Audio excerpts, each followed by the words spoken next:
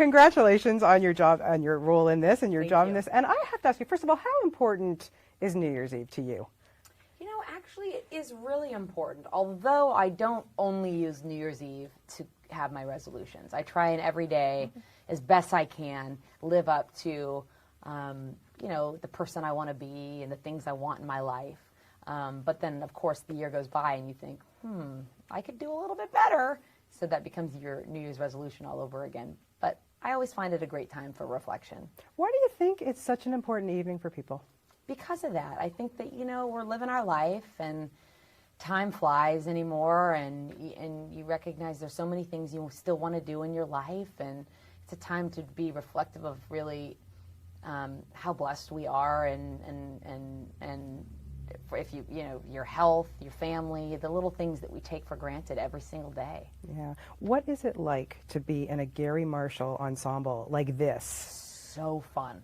It was so fun that every day I thought, when are we going to get to work? I mean, because we're laughing the whole time and joking around the whole time, and then you realize that's just a part of making a Gary Marshall movie. But what is it about that man that he can attract so many big names to a movie? I'm sure there are probably a list of people that, oh, sorry, I just have so many. He's an institution. You know, when you think of comedy, you think of Gary Marshall. You know, everyone wants to work with him, and he's the best. Yeah. Do you have a favorite Gary Marshall film?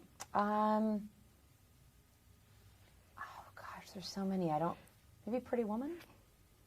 Do you think? Yeah.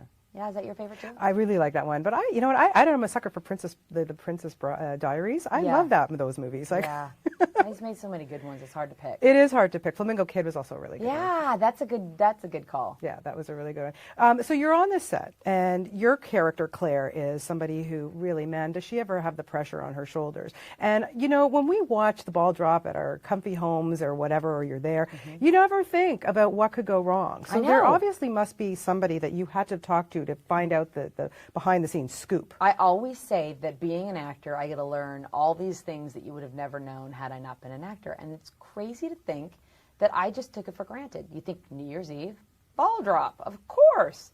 But of course there's a production that goes behind it. You know, there is the Times Square Alliance. That's a real organization.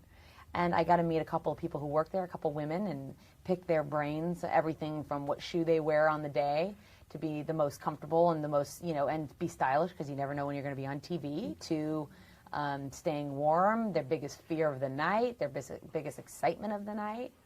Just crazy. Yeah. Like, you don't ever think about stuff like that. But You what don't. if, God forbid, you know, the ball didn't drop? Exactly. Was there ever a situation the world like would stop. It would.